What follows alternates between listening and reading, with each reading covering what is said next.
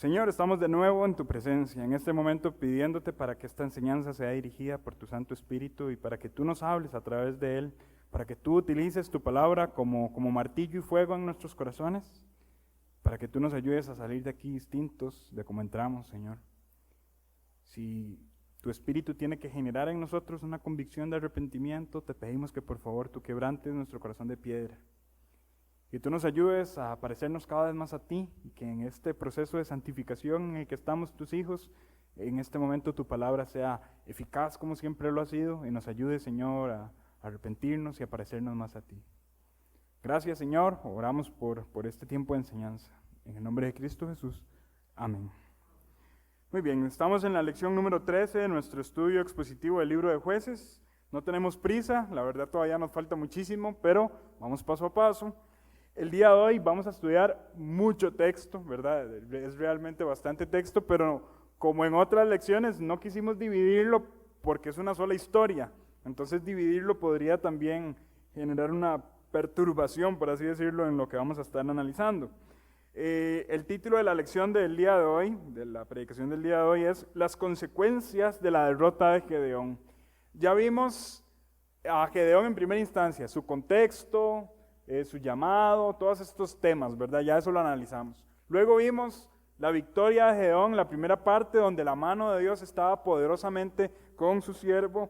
La semana pasada vimos la victoria de Gedeón, segunda parte, donde dijimos que las segundas partes generalmente son más malas que las primeras, y en el caso de esa segunda parte de la victoria de Gedeón, ya lo empezamos a ver cómo él se empieza a olvidar del Señor, ¿verdad?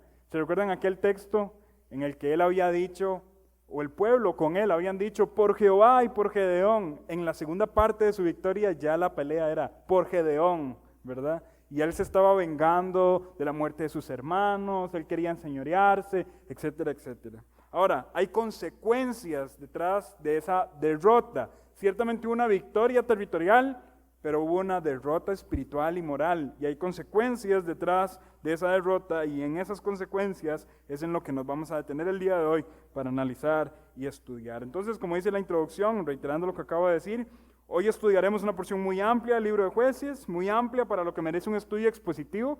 Generalmente los estudios expositivos contemplan una porción pequeña de texto, pero hoy vamos a enfocarnos en una porción grande.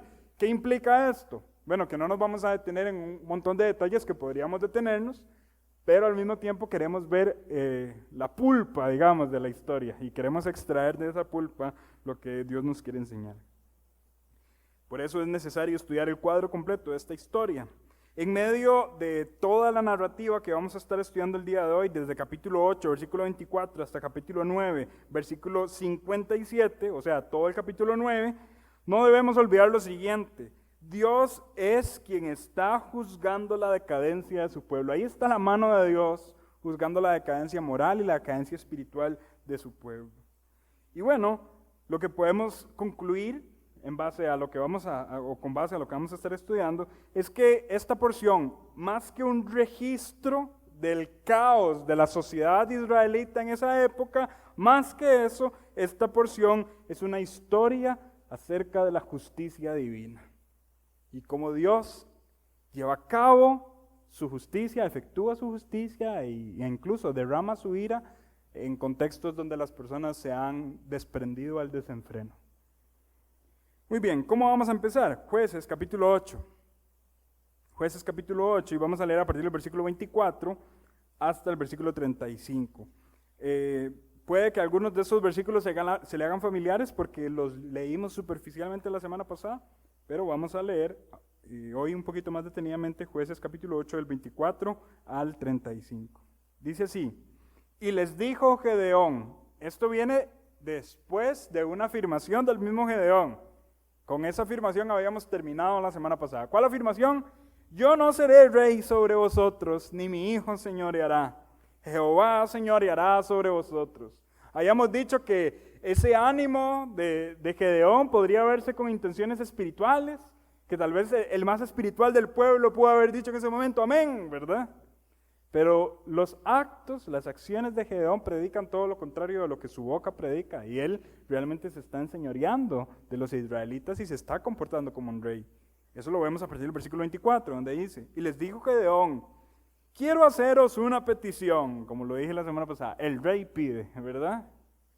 El rey pide, dice, que cada uno me dé los zarcillos de su botín, los aretes, pues traían zarcillos de oro porque eran ismaelitas. Ellos respondieron, de buena gana te los daremos. Y tendiendo un manto, echó allí cada uno los zarcillos de su botín. Y fue el peso de los zarcillos de oro que él pidió, 1,600 siclos de oro, sin las planchas y joyeles y vestidos de púrpura que traían los reyes de Madián, y sin los collares que traían sus camellos al cuello. Y Gedeón hizo de ellos un efod, el cual hizo guardar en su ciudad de Ofra. Y todo Israel se prostituyó tras ese efod en aquel lugar, y fue tropezadero a Gedeón y a su casa. Nótese esa parte del final. Y fue tropezadero a Gedeón y a su casa. O sea, ellos cayeron en idolatría. Así fue subyugado Madián delante de los hijos de Israel, y nunca más volvió a levantar cabeza. Y reposó la tierra 40 años en los días de Gedeón. Luego Jerobaal, recordando que Jerobaal es otro nombre de Gedeón, ¿verdad? Estamos hablando de la misma persona. Luego Jerobaal, hijo de Joás, fue y habitó en su casa, y tuvo Gedeón 70 hijos que constituyeron su descendencia, porque tuvo muchas mujeres. También su concubina que estaba en Siquem le dio un hijo y le puso por nombre Abimelec. De él vamos a hablar mucho hoy. Y murió Gedeón, hijo de Joás, en buena vejez, y fue sepultado en el sepulcro de su padre Joás, en Ofra de los Abiezeritas. Pero aconteció que cuando murió Gedeón, los hijos de Israel volvieron a prostituirse, yendo tras los Baales, y escogieron por Dios a Baal Berit. Y no se acordaron los hijos de Israel de Jehová su Dios, que los había librado de todos sus enemigos en derredor, ni se mostraron agradecidos con la casa de Jerobaal, el cual es Gedeón, conforme a todo el bien que él había hecho a la casa de Israel. Este es el mal final de Gedeón, ¿verdad? No terminó tan bien como nosotros esperaríamos que terminara la historia de un juez de Israel que liberó a los israelitas de mano de los enemigos. Pero aquí hay algo que resalta en este panorama que es tan oscuro y tan triste. Y lo que resalta en esta historia es el final de un hombre que había sido utilizado como libertador, como una herramienta en las manos de Dios. ¿Esto qué es? Pecado sobre pecado. Lo que aquí está ocurriendo, este final de la historia de Gedeón, es acumular pecado sobre pecado, pecado sobre pecado. Estamos haciendo una montaña de pecado, ¿verdad? Y puntualmente podemos mencionar lo siguiente, y aquí voy a puntualizar algunas acciones de Gedeón, algunas intenciones pecaminosas de Gedeón. Primero, a la luz del versículo 24, nosotros vemos una intención de enseñorearse sobre el pueblo. Quiero haceros una petición, comportándose como quien no debía comportarse, enseñoreándose. No les está pidiendo que salgan a la batalla y defiendan el nombre del Señor, les está pidiendo artículos de oro, ¿verdad? Se está enseñoreando el pueblo de Israel. A la luz del versículo 27 podemos ver que Gedeón cayó en idolatría. Esto es otro pecado puntual. Versículo 27, hice énfasis cuando lo leímos, dice, fue tropezadero a Gedeón y a su casa. Pero noten los verbos del principio del versículo. Dice, y Gedeón hizo de ellos, él lo hizo. No hubo una participación del pueblo, no hubo una petición del pueblo, fue algo que salió del corazón y de la voluntad de Gedeón. Hacer un efod para que ellos se prostituyeran en frente de este artefacto de oro y de piedras preciosas para idolatrarlo.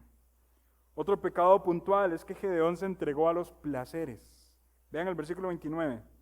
Luego Jerobaal, hijo de Joás, fue y habitó en su casa. Ese versículo usted lo pudo haber leído y tal vez usted dice, es parte, es algo más del texto. Pero realmente lo que el versículo está tratando de decir es que Gedeón se está comportando como los reyes de ese momento se comportaban, a tal punto que le placía el descanso y el retiro, ¿sí?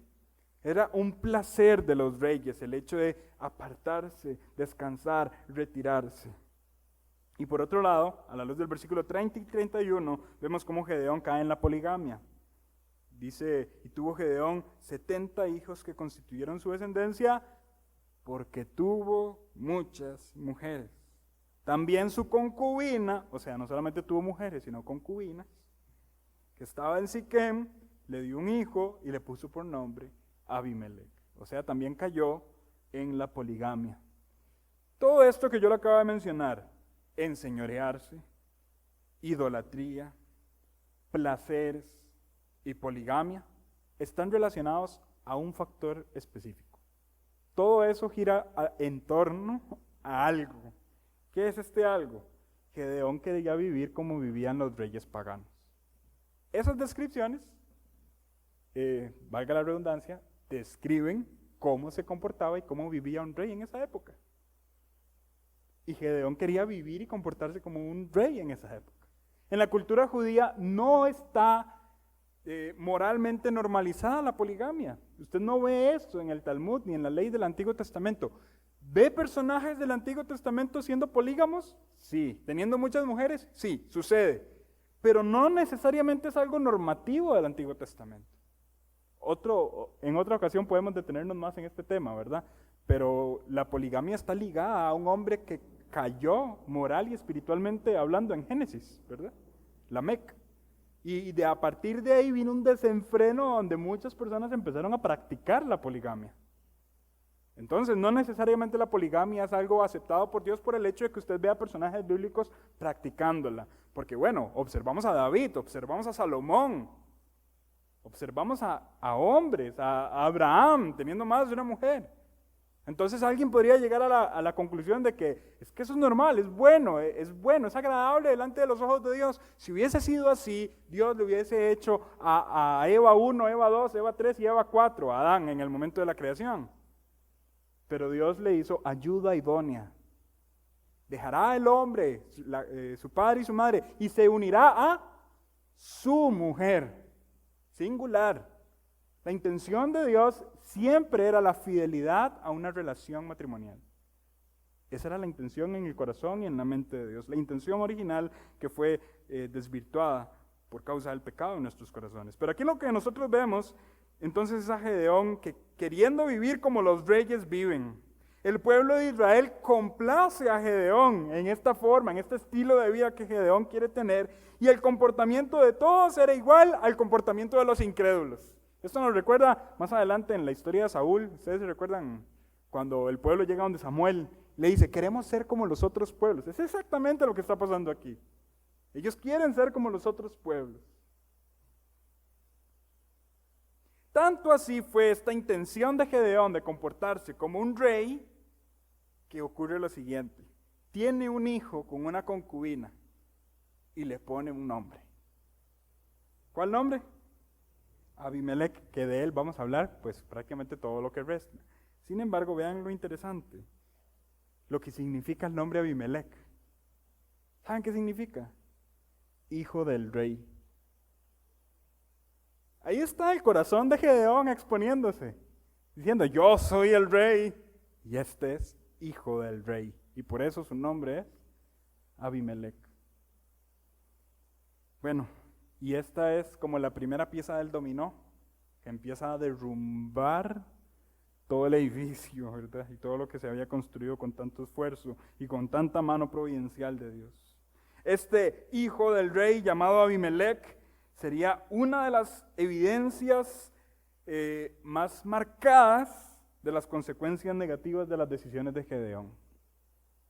Y pues prácticamente vamos ahora a concentrarnos en Abimelec. Vamos a ver cómo el corazón de Abimelec es una expansión del pecado de Gedeón. Voy a repetir eso. El corazón de Abimelec es una expansión del pecado de Gedeón. ¿Por qué digo eso? Porque si Gedeón quería comportarse como rey, Abimelec más. Si Gedeón quería enseñorearse del pueblo, Abimelec más. Si Gedeón quería placeres, Abimelec más. Entonces, Abimelec termina constituyendo una expansión del pecado de Gedeón. Y aquí, cuando yo estaba haciendo esta predicación, inmediatamente vino a mi mente el tema de que Henry vea el ejemplo, la conducta de los padres y las implicaciones que esto puede llegar a tener sobre los hijos. Y en ese sentido, aprovechando que aquí hay hombres, padres de familia, nosotros tenemos que tener mucho cuidado en la forma en la que nos conducimos, porque esto podría llegar también a arrastrar a nuestros hijos en conductas pecaminosas y podrían ellos incrementar incluso el pecado que nosotros cometemos. No basta con ser como se dice de algunos padres del tiempo de antes, yo fumo, pero usted no fume, esto es malo. Eso no es suficiente. Definitivamente no lo es. Nosotros, los hombres de Dios, tenemos que dar un ejemplo de espiritualidad y de liderazgo en nuestra familia.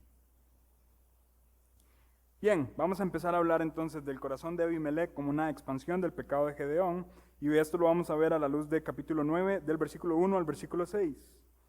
Dice así: Abimelec, hijo de Jerobaal, fue a Siquem. Guarden ese nombre en su mente. Hoy ocupamos varias cajitas en el cerebro, ¿verdad?, donde tenemos que ir guardando información. Siquem, guárdelo por ahí. Dice, a los hermanos de su madre. Fue a sus hermanos. A su familia como tal, a su parentela. Dice, y habló con ellos y con toda la familia de la casa del padre de su madre, diciendo, yo os ruego que digáis en oídos de todos los de Siquem.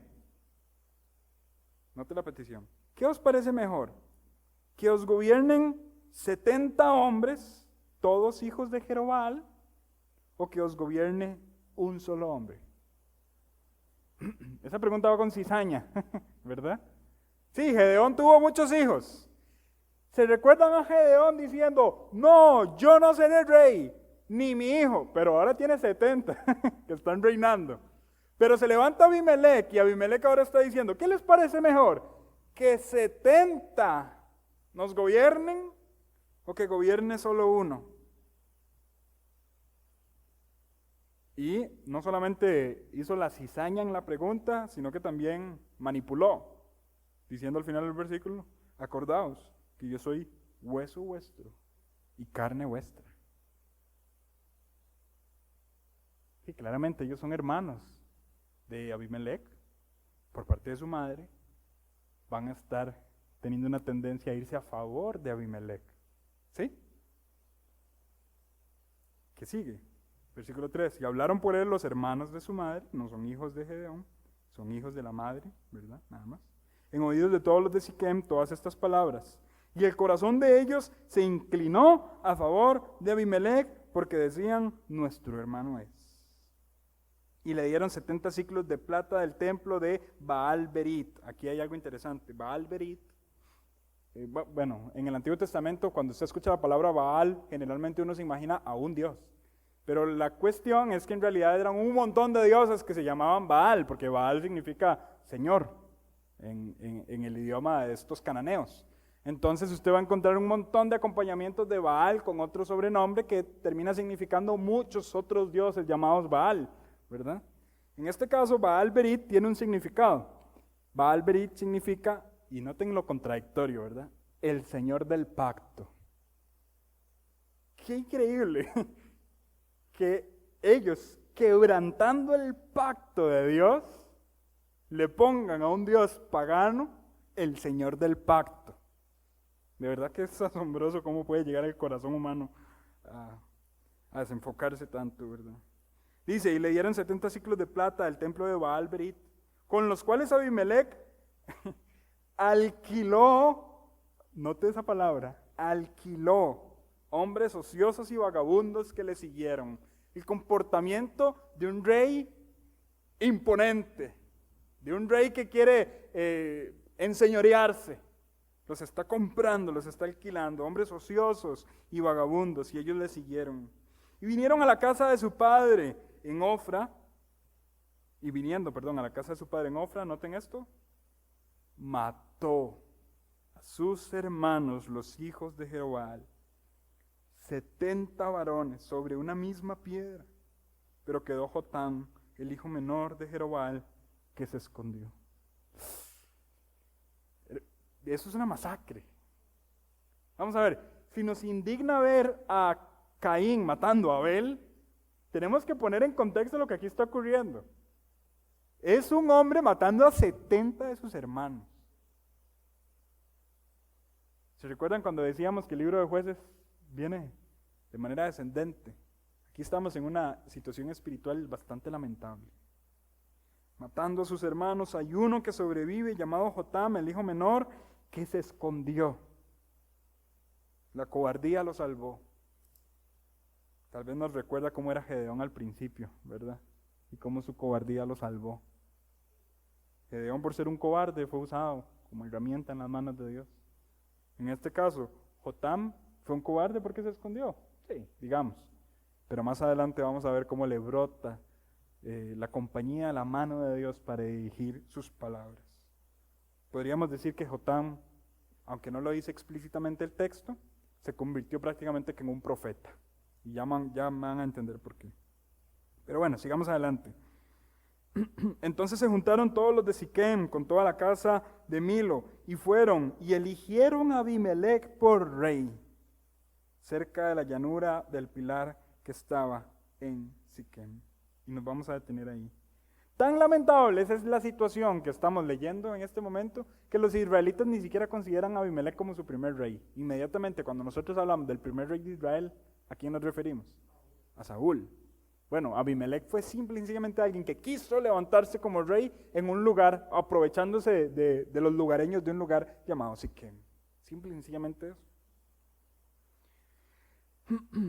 Si en Gedeón nosotros observábamos un deseo de ser rey, como lo dije anteriormente, en Abimelec esto se maximiza a grados bastante devastadores. Y precisamente es eso lo que ocasiona un caos nacional, el que ya hicimos referencia. 70 hermanos siendo asesinados por otro hermano suyo. Y bueno, aquí hay algo también interesante. Voy a hacer una pregunta. Tal vez la pregunta parezca tonta. ¿Qué libro estamos estudiando? Jueces. ¿Abimelec es un juez? No.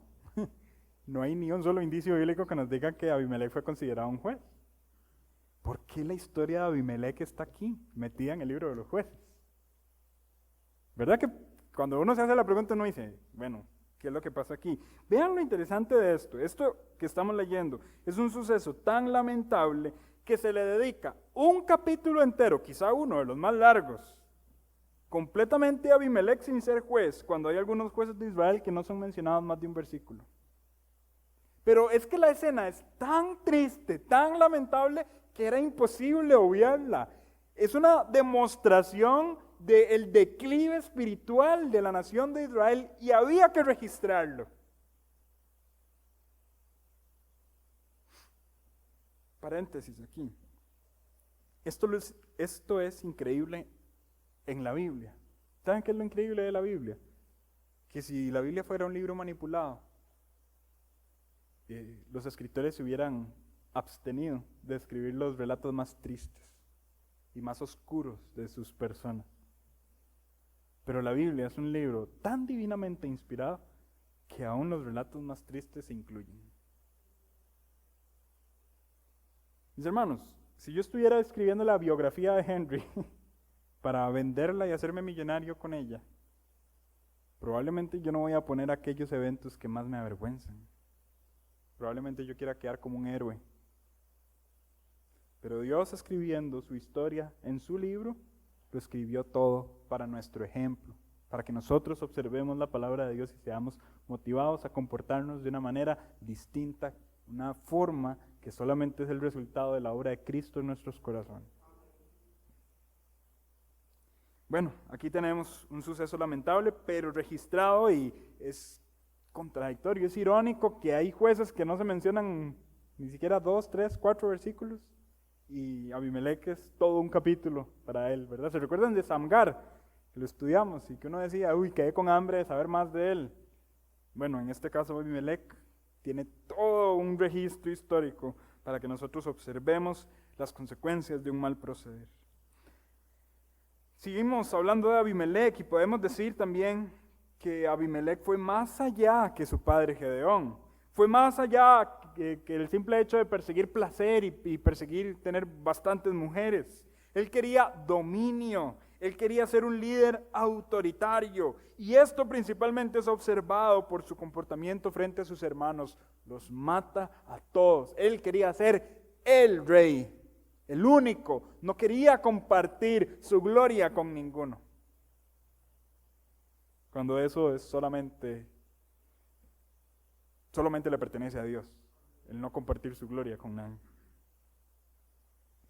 Y es interesante también que la vida de Abimelec sea un cuadro que se asemeje a la vida de otros reyes.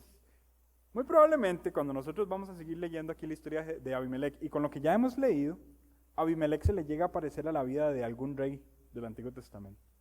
Yo creo que la semana pasada se mencionó algo también superficialmente acerca del tema. Pero cuando se estudia Abimelech, viene a la mente de nuestra la vida de Saúl, inmediatamente hablando.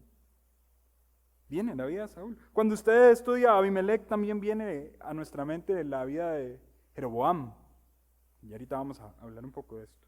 Y vamos a verlo. Vamos a ver cómo la vida de Abimelech termina siendo también un cuadro semejante a la vida de otros reyes malvados. Su autoritarismo se compara a Saúl. Saúl se comportaba así, con látigos mandaba y gobernaba sobre el pueblo. La voz de los consejeros que él pidió consejeros, ¿verdad? ¿A quiénes buscó? Esa voz de sus consejeros, ¿a quién se le parece? A Jeroboam. ¿Se recuerda? A Jeroboam, cuando fue y consultó, y ese consejo no me gusta tanto, mejor voy a este. Sí, ese consejo sí me gusta más. Y Jeroboam terminó siendo aquel que efectuó la división, ¿verdad? Del reino, con Roboam y Jeroboam. Roboam en el reino del sur y Jeroboam en el reino del norte. Y eso demarcó la división de Israel por buena parte del Antiguo Testamento. Y vean lo interesante. Siquem fue el refugio de Jeroboam. Por eso les dije que guardaran ese nombre en la cajita. Siquem, cuando usted lee, no lo vamos a leer por cuestiones de tiempo, pero cuando usted lee 1 de Reyes 12, del 1 al 19, usted puede ver cómo los de Siquem son los que ponen a Jeroboam como rey.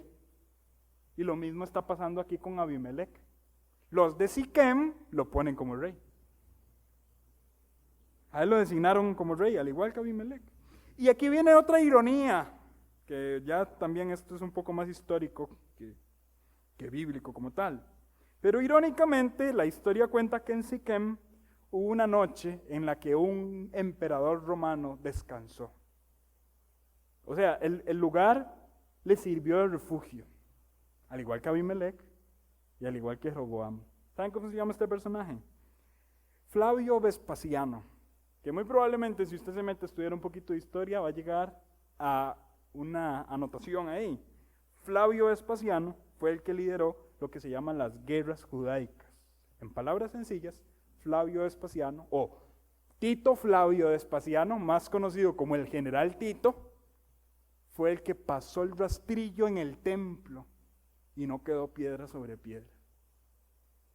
El templo de Israel fue destruido en el año 70 después de Cristo y lo único que queda de ese templo es donde usted ve a muchos, tal vez videos de judíos o fotos de judíos en un muro, ¿verdad? Eso es lo único que queda de ese templo antiguo. Tito Flavio Vespasiano fue el que lo destruyó. ¿Y qué lugar le sirvió de descanso a él en una noche en medio de las guerras judaicas? Siquem. Qué interesante, ¿verdad? Que Siquem esté tan asociado con reyes que fueron malos, con personas malvadas. Los malos reyes, todos estos que yo acabo de mencionar, y especialmente Abimelech, nosotros podemos extraer algo de ellos. Los malos reyes son violentos, pero los buenos son valientes. Violencia y valentía no es lo mismo. La semana pasada hablamos un poco del tema. Los malos reyes son violentos, los buenos son valientes. La valentía, ¿de dónde proviene? Del Espíritu de Dios. 2 Timoteo capítulo 1, versículo 7 dice, no nos ha dado Dios espíritu de cobardía, sino de poder, de amor y de dominio propio. La valentía viene de Dios. La violencia, ¿qué es? Un fruto de la carne. Acompáñeme a Gálatas capítulo 6. Gálatas capítulo 6.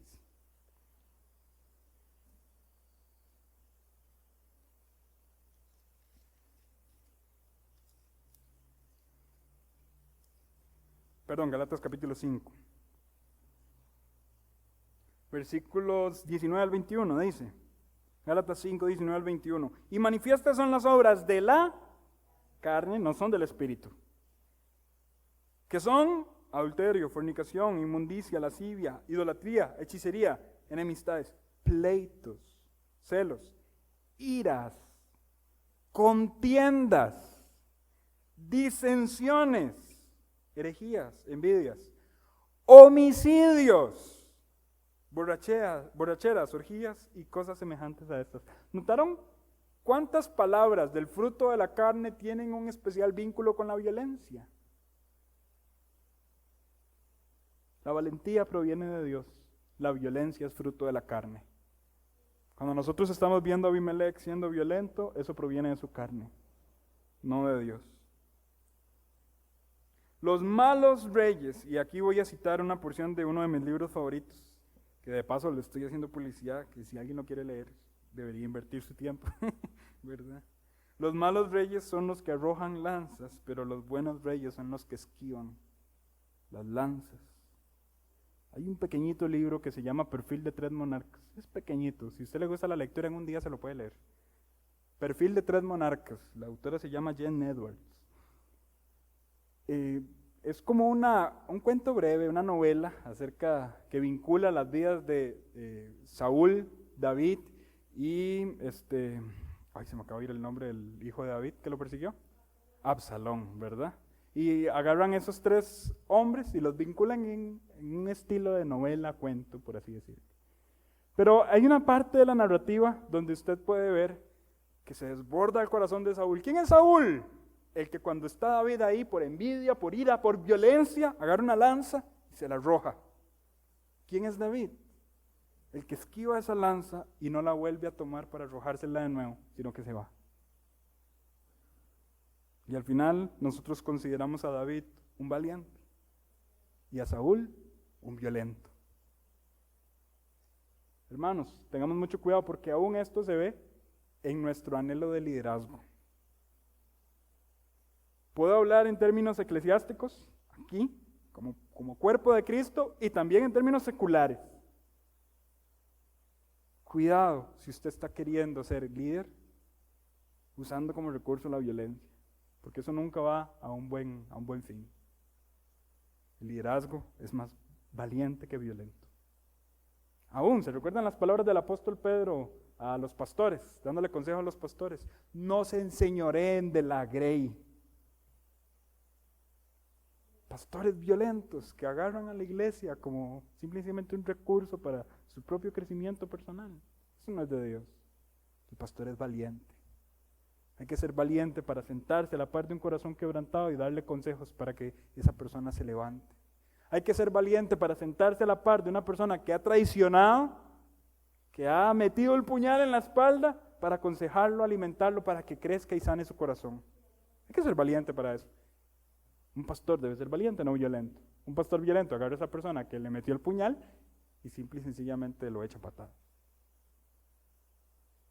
Y nosotros, como miembros de la iglesia también, evidentemente va a haber un montón de posiciones de liderazgo que la iglesia van a ver disponibles. Tengamos cuidado de no ejercer esas posiciones con violencia. El texto que se me viene a la mente cuando estamos estudiando esta lección es Gálatas capítulo 6, versículo 7. No os engañéis, Dios no puede ser burlado, pues todo lo que el hombre sembrare, eso también segará. Y bueno, de paso les aconsejo ese libro, no van a perder el tiempo, es un muy buen libro. Seguimos estudiando y ahora vamos a ver la profecía de Jotam. Vamos a leer a partir del capítulo 9, desde el versículo 7 hasta el 57. Ahora, esta es la porción tal vez más larga de la que vamos a leer, o la que vamos a estudiar. Voy a hacer lo siguiente, mis hermanos, por cuestiones de tiempo, no voy a leer todo el texto, sino que vamos a irnos a la lección y vamos a ir a los versículos donde nos dirige la lección específicamente, ¿verdad?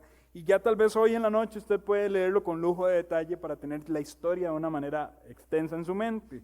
Sin embargo, si lo quiero resumir en cierto sentido, lo que nosotros encontramos es que el hijo de Gedeón que sobrevive, Jotam, da una profecía, esa profecía sí la vamos a leer a continuación, y en esta profecía se dice, si ustedes eventualmente quieren esconderse debajo de la sombra de Abimelech, en esta profecía se ve como el pueblo de Siquem va donde un árbol, el olivo, y le dice, sé rey sobre nosotros. El olivo dice, no. Y van donde otro árbol, la vid, sé rey sobre nosotros. Y la vid dice, no. Es una profecía a modo de parábola. Pero al final dice que los de Siquem van a la zarza y le dicen, zarza, sé rey sobre nosotros. Y Jotam aprovecha esa lección para decir, si es de Dios, escóndanse bajo la sombra de la zarza y la zarza los protegerá, pero si no, van a ser quemados por las ramas de la zarza. Y bueno, para no contarse los demás, vean lo que dice. Versículo 15, capítulo 9, versículo 15. Después de que consultaron a varios reyes, a varios árboles, perdón, el versículo 14 dice, dijeron entonces todos los árboles a la zarza, anda tú, reina sobre nosotros. Y la zarza respondió a los árboles, si en verdad me elegís por rey sobre vosotros, venid, abrigaos bajo mi sombra, y si no, salga fuego de la zarza y devore a los cedros del Líbano. Ahí termina la profecía y ahora viene la explicación, versículo 16. Ahora pues, si con verdad y con integridad habéis procedido en hacer rey a Abimelec, y si habéis actuado bien con Jerobaal y con su casa, y si le habéis pagado conforme a la obra de sus manos, porque mi padre peleó por vosotros y expuso su vida al peligro para librarnos de las manos de Madián, y vosotros os habéis levantado hoy contra la casa de mi padre y habéis matado a sus hijos, 70 varones sobre una misma piedra, y habéis puesto por rey de los de Siquem a Abimelec, hijo de su criada, por cuanto es vuestro hermano. Si con verdad y con integridad habéis procedido hoy con Jerobaal y con su casa, que gocéis de Abimelec y él goce de vosotros. Y si no, fuego salga de Abimelec, que consuma los de Siquem en la casa de Milo, y fuego salga de los de Siquem y de la casa de Milo, que consuma a Abimelec. Vamos a empezar a entender estas palabras.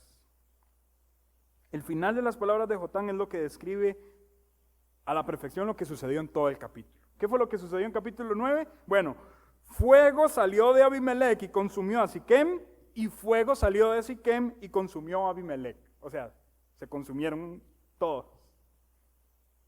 Ahora, por otro lado, no deja de llamar la atención lo siguiente.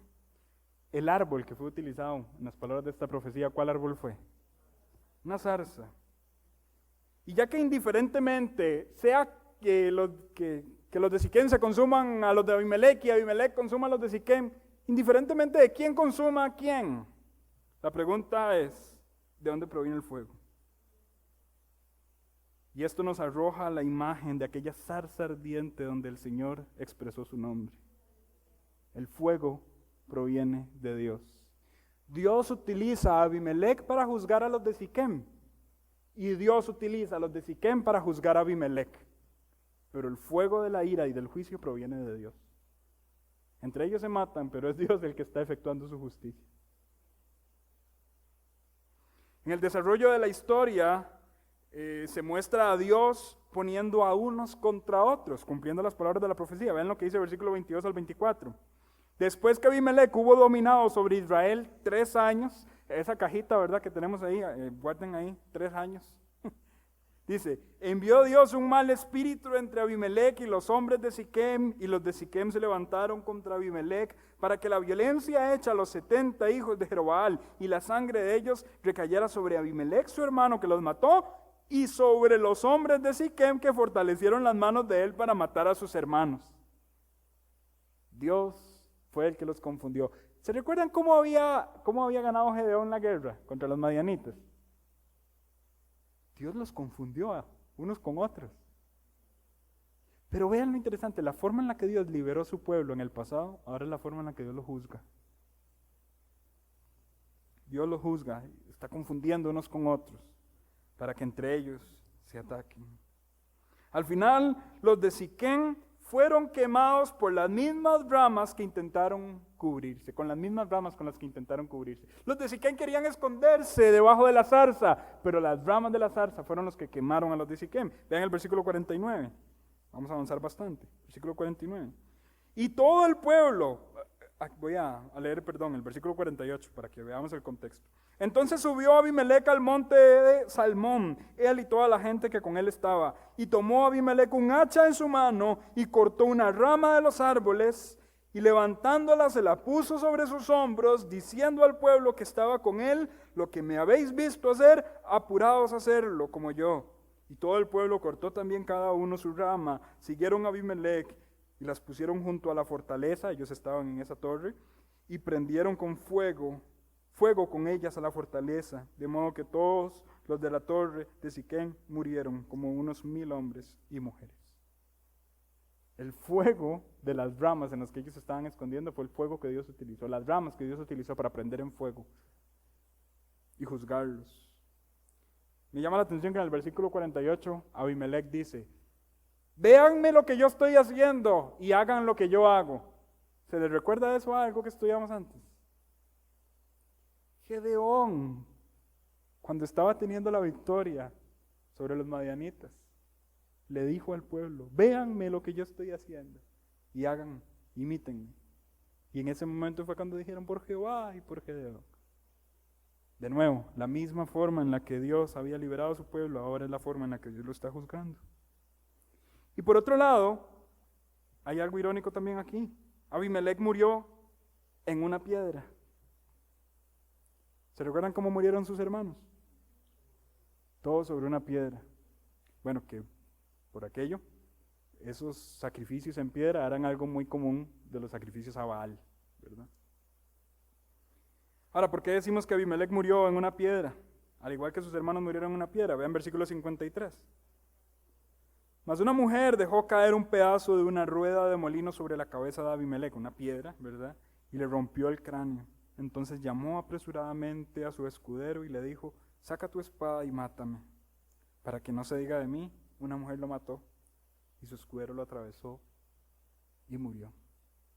Murió siendo un orgulloso, murió en una piedra, al igual que como sus hermanos murieron en una piedra. Y por otro lado, paréntesis, esto nos arroja de nuevo a recordar a Saúl, que en el momento de su muerte prefirió ser un orgulloso y decir: mejor máteme antes de que yo esté así, a aceptar la muerte que Dios había enviado como su juicio, de la forma en la que Dios la había enviado. Entonces aquí lo que vemos es simplemente Dios poniéndolos unos contra otros. Y de nuevo se nos recuerda el texto que habíamos citado al principio: todo lo que el hombre sembrare, eso también segará. Siquem recogió lo que merecía, Abimelec recogió lo que merecía, pero el fuego de la justicia divina proviene de Dios. No nos engañemos, hermanos. Si usted está sembrando para la carne, de la carne segará corrupción. Pero si usted está sembrando para el Espíritu, del Espíritu segará vida eterna. No se engañe. Hay pecados ocultos que quizá usted y yo estemos cometiendo, no nos engañemos. No estamos engañando a Dios.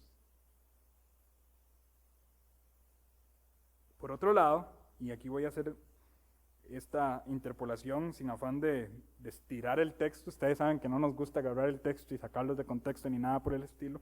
Pero aquí yo noté algo interesante y no puedo detenerme de compartirlo con ustedes. No quiero sacar conclusiones forzadas ni fuera de contexto, pero en esta escena que estamos estudiando se parece a un relato de una escena que va a ocurrir en el futuro. Vamos a ver. El versículo que les dije que lo guardaran en su mente, versículo 22. Después que Abimelec hubo dominado sobre Israel, ¿cuántos años? 3 años. Vean lo interesante, que después de 3 años de que él dominó, vino lo peor, vino una catástrofe. Ya se les va apareciendo por dónde voy. Sí, si usted tiene ahí en su mente algo de escatología apocalíptica, ¿verdad?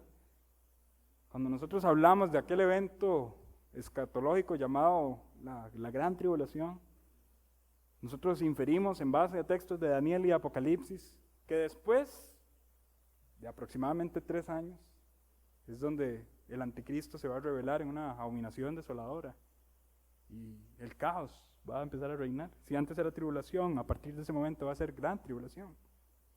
Bueno, pero vean lo interesante. Después de 3 años de reino de Abimelec, el desenfreno y la muerte es lo que reina.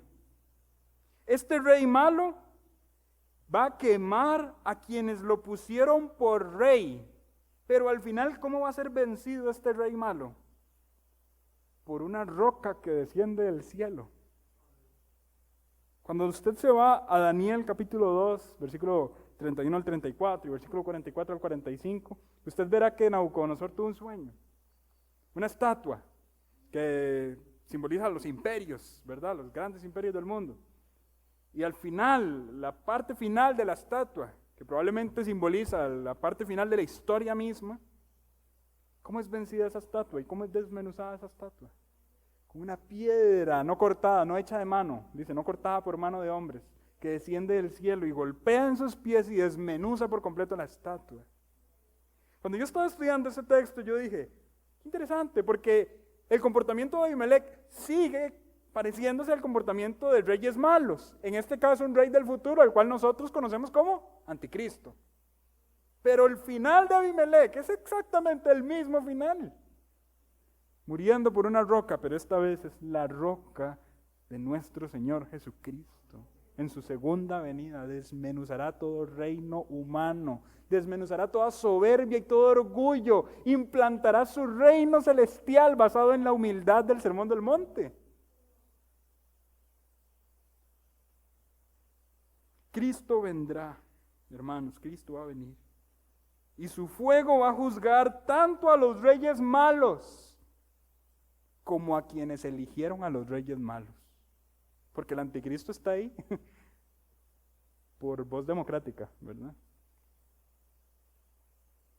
Y Cristo va a venir y su fuego va a juzgar tanto a los reyes malos como a los que eligieron a los reyes malos. De la misma manera que Dios juzgó a Siquem, que eligió a Abimelech, y también Dios juzgó a Abimelech. Sin embargo, Cristo mismo va a salvar a quienes lo proclamen a Él Rey eterno, a quienes se someten a Él, a quienes se someten a su justa y benévola autoridad. A ellos Cristo los salva. Por tanto, la historia de Jotán en este caso, y bueno, podríamos decir la historia de Abimelech también, no es solamente una página de algo que pasó ayer, sino también es un espejo que nos muestra algo que sucede hoy. ¿Qué es esto que sucede hoy? El ser humano se equivoca a la hora de elegir reyes.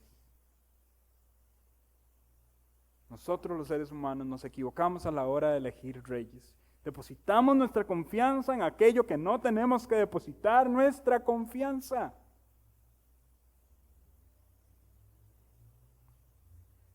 El ser humano se equivoca al querer enseñorearse de otros vanamente.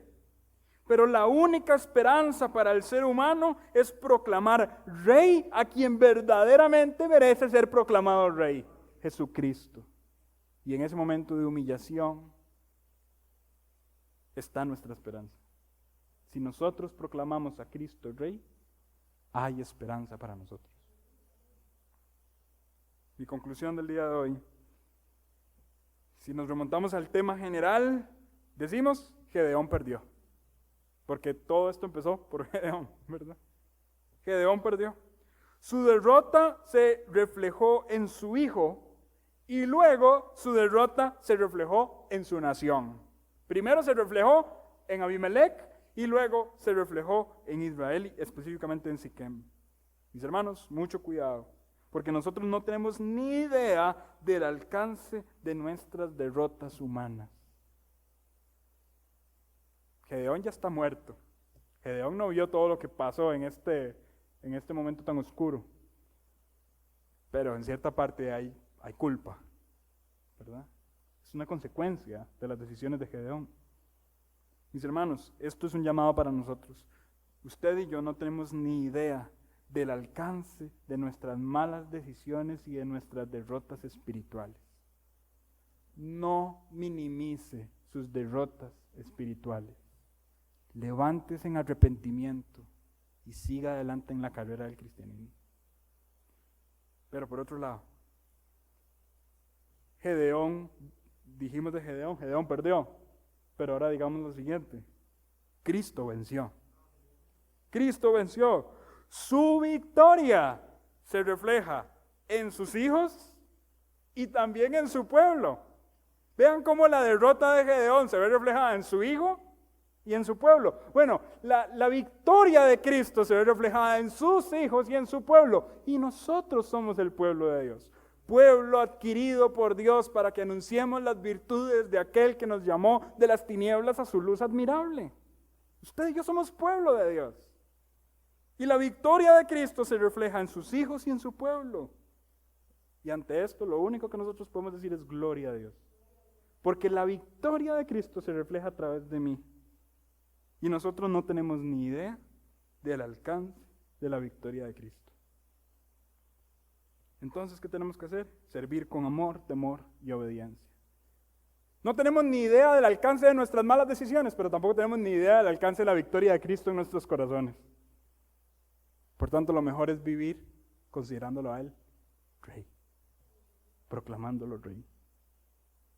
No nos equivoquemos a la hora de elegir Rey. No deposite su confianza en lo que no tiene que depositar su confianza. Generalmente nosotros mismos nos ponemos en el trono. Y últimamente la gente elige cualquier cosa por Rey. Y aún aprovecho para decirlo, aún el mismo Estado. La gente confía más en el Estado que en el Dios del Estado. Cuidado, mis hermanos. Depositemos nuestra confianza solamente en Dios, en su palabra, en su amor, en su benevolencia y en su fidelidad. Y yo creo que esta es la conclusión a la que podemos llegar después de esta lección. Cómo nos arrojó la triste historia de Abimelech a la alegre y feliz historia de Cristo venciendo en la cruz. Cristo siendo un rey bueno, no como Abimelech, que fue un rey malo. Vamos a orar para terminar. Gracias, Padre Celestial, que nos has hablado a través de tu palabra, porque has movido nuestros corazones a una vida que se rinda a tu servicio. Perdónanos si estamos eligiendo mal a quien ponemos como rey de nuestra vida, porque solamente tú mereces ser rey de nuestra vida. Si servimos a algo o a alguien con más pasión de lo que te servimos a ti, si escuchamos a algo o a alguien con más pasión de lo que escuchamos tu palabra, aún, Señor, si depositamos nuestro sentido de seguridad, nuestra paz, en algo, en alguien que no eres tú, perdónanos porque estamos eligiendo mal. Tú eres el único rey que puede dar para nosotros seguridad, paz, confianza y victoria. Ayúdanos, Padre Celestial, a que día a día en nuestro caminar cristiano tú estés en alta estima, colocado en el trono de nuestros corazones. Gracias por tu palabra que fue expuesta, porque uno de los capítulos más tristes del Antiguo Testamento al final nos arrojó a uno de los eventos más felices de la Escritura, tu segunda venida, Señor. Y si podemos decir que Gedeón perdió, al mismo tiempo podemos decir que tú, Cristo, tú eres vencedor por siempre. Tú ganaste y tu victoria se refleja en tus hijos y en tu pueblo. Nosotros somos tus hijos, nosotros somos tu pueblo. Queremos que tu victoria se vea a través de nosotros, para mostrar las riquezas de tu gracia en tu bondad para con nosotros en Cristo Jesús. Es algo que mostramos a los siglos venideros según tu palabra. Ayúdanos a hacer un boceto de tu gloria, de tu mensaje, de tu evangelio. Gracias, Señor. Llévanos con bien a nuestras casas también y gracias por el privilegio que nos diste de estudiar tu palabra juntos. En el nombre de Cristo Jesús oramos. Amén.